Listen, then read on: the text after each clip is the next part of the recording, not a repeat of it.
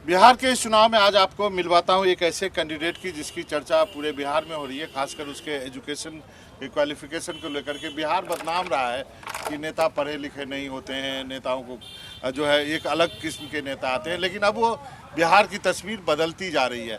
तो इस बार पटना साहिब से कांग्रेस के उम्मीदवार हैं शशांक शेखर, समझे, नाम याद कर लीजिए।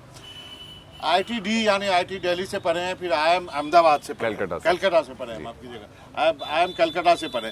तो इतना सब पढ़ के यहाँ क्या कर रहे हैं आप?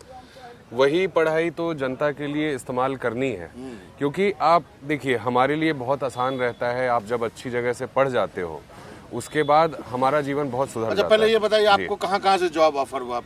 जो आप IIT गए, फिर कलकत्ता गए, IIM गए जी, तो फिर कहाँ नौकरी करने का अवसर मिला, क्या किए पहले आप ये बताइए? IIT दिल्ली के बाद मैंने नौकरी नहीं ली थी, क्योंकि कुछ स्टार्टअप वगैरह का अपना काम चल रहा था जो सक्सेसफुल नहीं हुआ। जीवन में हार जीत दोनों चलती रहती है। तो उसके बाद MBA करने में IIM कलकत्ता चला गया था। MBA के बाद मुझे सीमेंस जर्मनी की एक जॉब मिली थी, सबसे पहली नौकरी जो मिली थी, बर्लिन बेस्ड नौकरी थी।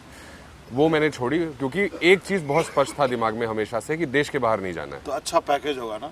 लगभग जो याद है मुझे कि 1.5 लाख यूरो का पैकेज था, लगभग 1.25 करोड़ रुपए का पैकेज था उस टाइम पे जी। लेकिन वो छोड़ा, लेकिन मध्यम वर्गीय परिवार से आता हूं मैं, तो नौकरी करनी जरूरी थी। एजुकेशन लोन 22 लाख का हो गया था, तो मैंने सैमसंग में फिर नौकरी ली। कुछ साल सैमसंग में काम किया, धीरे धीरे हिम्मत बनाई 2-3 साल, और उस हिम्मत के साथ फिर राजनीति को समझने के लिए पहली छलांग ली मैंने 2019 में। तो आप एक स्टार्टअप छोड़ के दूसरे स्टार्टअप पे आए। तो आप लेकिन आप हैं पॉलिटिकल फैमिली से ना? पॉलिटिकल जी भी चुनाव लड़ चुके हैं? मेरे दादाजी 4 बार चुनाव लड़ चुके हैं, लेकिन उसके बाद राजनीति से बहुत ज्यादा मेरे परिवार का डायरेक्टली नहीं रहा है। मेरे पिताजी राजनीतिक आदमी नहीं है, वो बिजनेसमैन है, सामाजिक आदमी है, तो उनका राजनीति से कुछ नहीं था। बट शायद दादाजी के जो संस्कार थे वो वापस से जाग गए, तो मुझे खींच लिया उधर। तो आपको जीन बुला रहा है अभी। तो फिर आपने पटना साहिब को क्यों चुना? कहा गया कि 2022 में आपने यहाँ काम करना शुरू किया, 2022 से। देखिए, सामाजिक तौर पे मैं पिछले 4-5 साल से यहाँ पे एक्टिव हूँ। हाँ। जब से मैं आर्थिक तौर पे समर्थ हुआ हूँ, हाँ, तब से सामाजिक तौर पे भी मैं यहाँ पे एक्टिव रहा हूँ। कोविड के समय भी मैंने बहुत काम किया, जो कभी भुनाया नहीं मैंने, हाँ, क्योंकि एक हाथ से आप जो काम करते हैं वो दूसरे को दिखना नहीं चाहिए, मेरा मानना रहा है हमेशा से। पॉलिटिकली एक्टिव कांग्रेस में मैं 2022 में हुआ। उसके बाद अगर क्षेत्र की मैं बात करूं तो पिछले साल के लगभग अंत में मैं यहाँ पे असेंबली में उतरा, जब हिम्मत बनी कि इस बार चुनाव लड़ने की तैयारी करनी है। तो 2024 के अंत में मैं वापस आया पटना। तो कहा गया कि आप 80,000 घरों तक पहुंच चुके हैं, क्या ये आंकड़ा सही है? जी, 80,000 घर तो बहुत होता है जी। तो मेहनत भी बहुत की गई है। हमने तो क्या किए वहाँ जाके, क्या किए? हमने 80,000 घर तक पहुंचे। तो देखिए, हमने कुल 3 कैंपेन चलाए पिछले 6-8 महीनों में, जिसमें से 2 तो पार्टी द्वारा दिए गए थे, जिसमें एक घर घर अधिकार की बात थी, एक माई बहन मान योजना की बात थी जो घर घर पहुंचाना था, ये 2 पार्टी की तरफ से थे। एक अपना असेंबली सेंट्रिक हमने कैंपेन चलाया, आपका बेटा आपके द्वार, क्योंकि हमको नेता नहीं बनना है, ये बहुत क्लैरिटी है। तो आपका बेटा आपके द्वार के अंतर्गत लगभग 45,000 घर हमने कवर किए।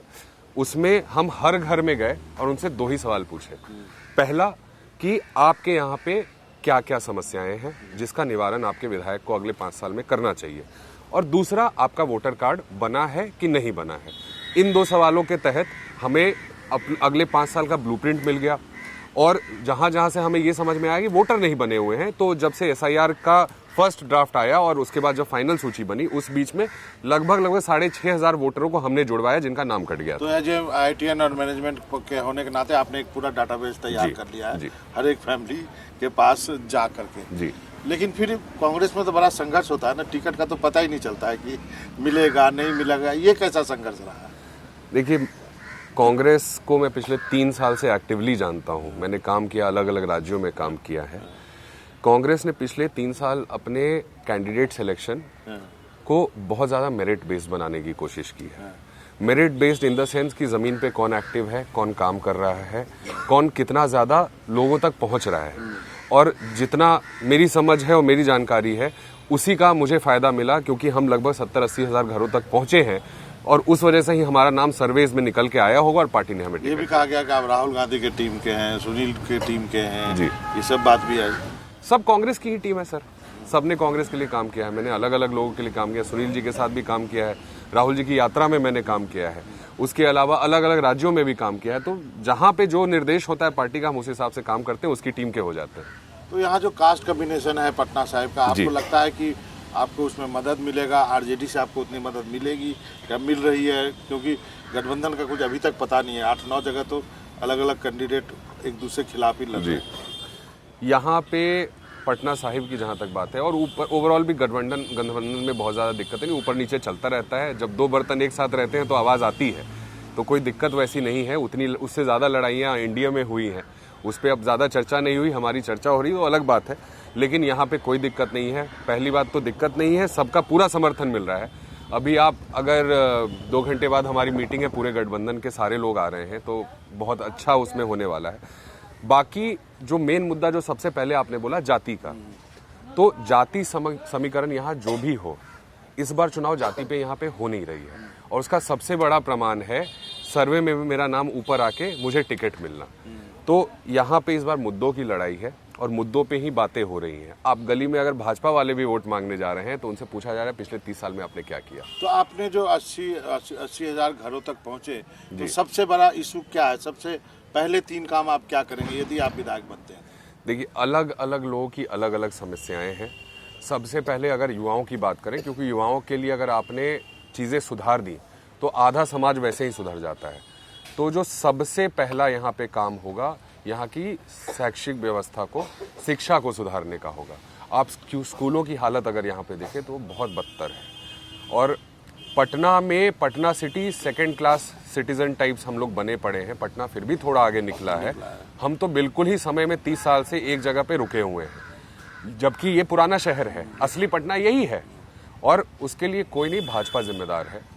तो हम पहले शिक्षा पे काम करेंगे, स्किल डेवलपमेंट, उसके अलावा फूड प्रोसेसिंग, माइक्रो आपकी इंडस्ट्रीज के जितने भी स्कोप होते हैं उनको तलाश के उस पे हम यहाँ पे काम करेंगे। वो युवाओं के लिए काम होगा। आप तो घाट घाट के पानी पिए हुए हैं, आईपैक में भी काम किया है। पीके के बारे में क्या विचार हैं? उनकी जो पार्टी है उसके बारे में क्या विचार है? पीके बहुत अच्छे पॉलिटिकल कंसल्टेंट हैं, मैंने उनके साथ 3 साल काम किया है। राजनीतिक समझ उनकी बहुत अच्छी है, बट उसी के साथ ये भी कहूँगा कि उनकी राजनीतिक समझ अभी बिहार में क्यों नहीं दिख रही है, वो थोड़ा सा डाउटफुल है।